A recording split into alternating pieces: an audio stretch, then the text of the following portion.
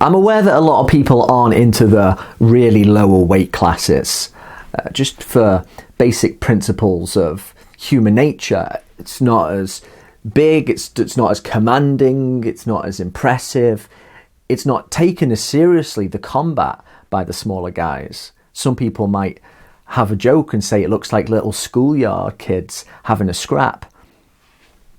But it seems a bit silly as well that so many boxing channels, so many people who love their boxing, they just don't cover it at all. They're not even really aware of it.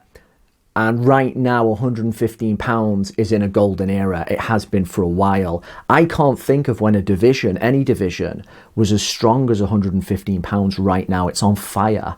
Yeah, we had to let go of Inoue, but then we had Kazuto Ioka to come in and replace him as another amazing Japanese fighter.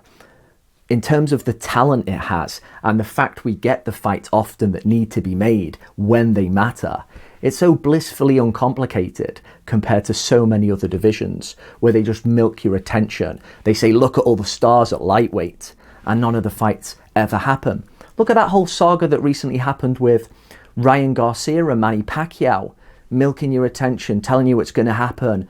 Every other boxing channel starts doing videos about it. I know it's not going to happen. Does it happen? No. What was the point of all that attention and light being shone on those people? There was no point. It's like they're telling you to go to parties where there's nobody there. 115 pounds is just tremendous. And going back to kind of why it's silly so many people don't really cover it. 3 of the guys right now could be in the top 10 pound for pound. I think with Chocolatito's performance, his loss against Estrada in the rematch, I think that's put him back in the top 10 pound for pound. Estrada's also in the top 10, and I think Kazuto Ioka, on the strength of his amazing last performance against native Kosei Tanaka, that puts him in as well. 3 guys at Superfly, they're all in the top 10 pound for pound, 3 of them. And so many people just don't bother covering these guys. Again, they just think, I don't really follow them. It doesn't matter how good the skill level is. And of course, that's why if you're a true boxing fan, that's why you're supposed to be drawn to it. Yeah, there's a certain magic with the heavyweights. They're like titans going at each other. But boxing, of course, is an art.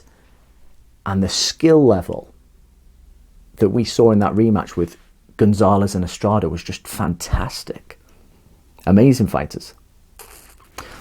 The third fight between these guys is very probably going to go ahead. As I say, this division is lovely in terms of there's no hurdles in the way.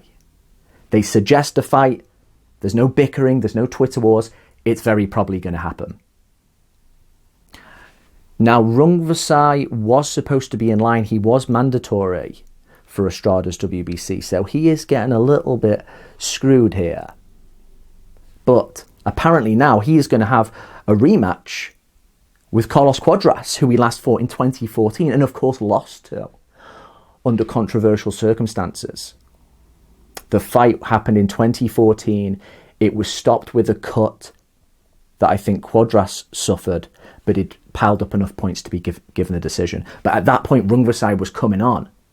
So he will probably want to get a little bit of revenge there. There's an emotional reason for him to want that rematch. But boom, straight away, right there, we have got the third fight between Gonzalez and Estrada, very probably going to happen.